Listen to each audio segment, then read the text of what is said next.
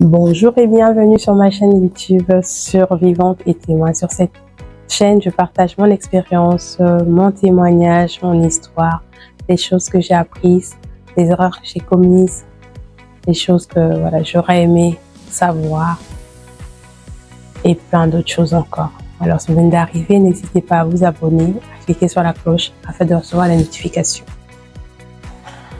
Plusieurs personnes m'ont dit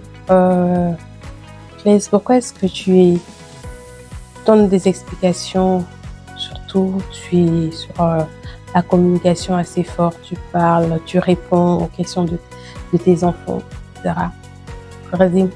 Moi j'aime communiquer, c'est vrai que c'est quelque chose que j'aime bien faire, mais je suis contre le tabou, mais vraiment 100%, surtout dans la communauté africaine, je trouve qu'il y a trop de tabous.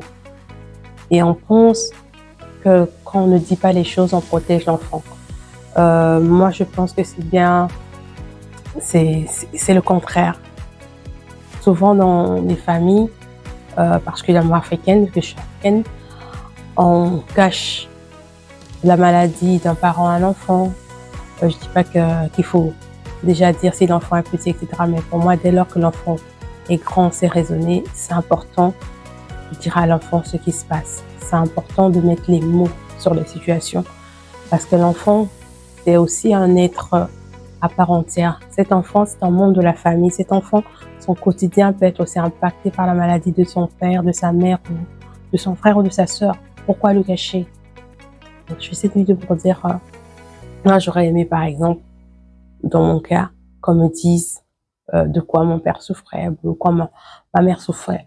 Parce que voilà, comme je dis, à l'époque, vous avez entendu ma vidéo, j'avais comme 11 ans.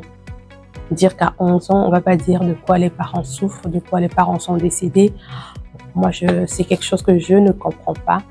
Et j'aimerais à travers cette vidéo, en tout cas, encourager les parents à communiquer avec les enfants. Dès lors que l'enfant a l'âge de raisonner et peut vous répondre, incluez l'enfant dans les situations. Il n'y a pas que des bonnes choses qui peuvent arriver dans une famille. Il y a aussi des mauvaises nouvelles, il y a aussi des périodes plus difficiles que d'autres. C'est important de mettre des mots sur les situations, d'éviter de cacher les choses aux enfants.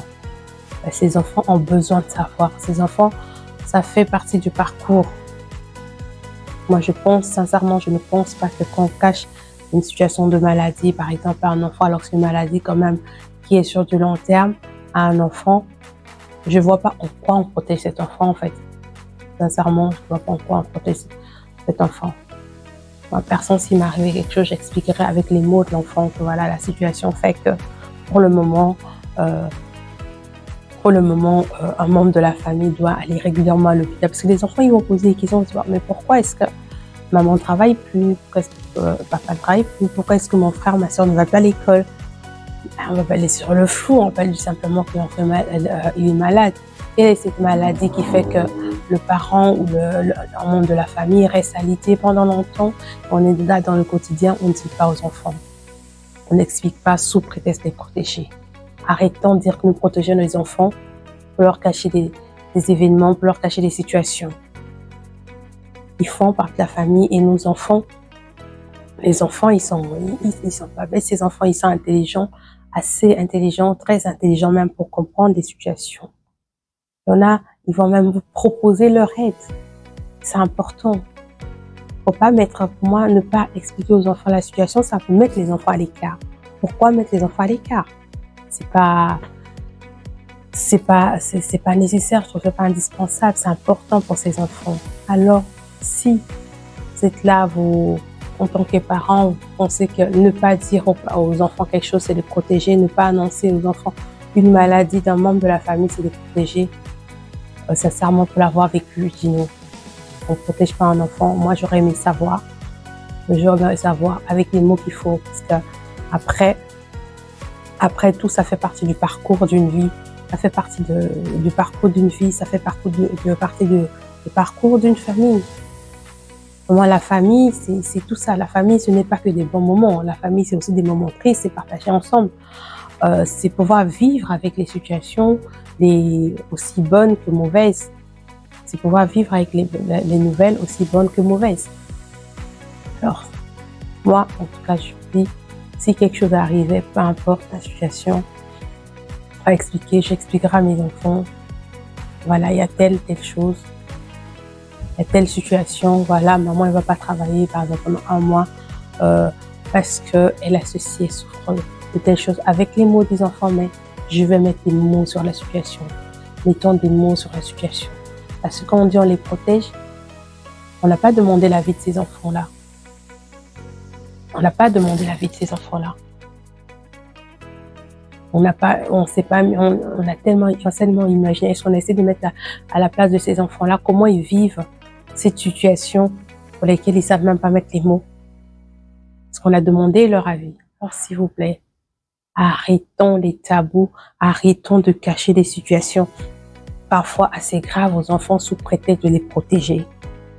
Nous les protégeons pas, nous ne les protégeons pas, on les protège pas, arrêtons, vivons, communiquons clairement, c'est important la communication, communiquons.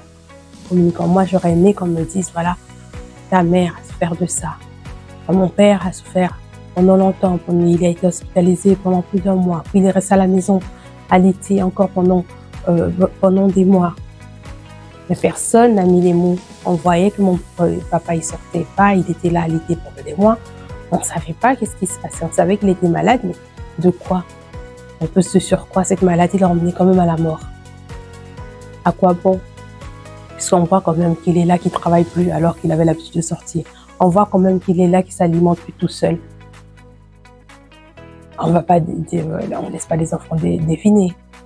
Donc juste cette vidéo pour dire, sincèrement, apprenons à mettre des mots sur les situations. Avec le langage de l'enfant s'il faut, mais mettons les mots sur les situations. Arrêtons les tabous. Stop les tabous. Parlons aux enfants, communiquons clairement avec les enfants. C'est très important.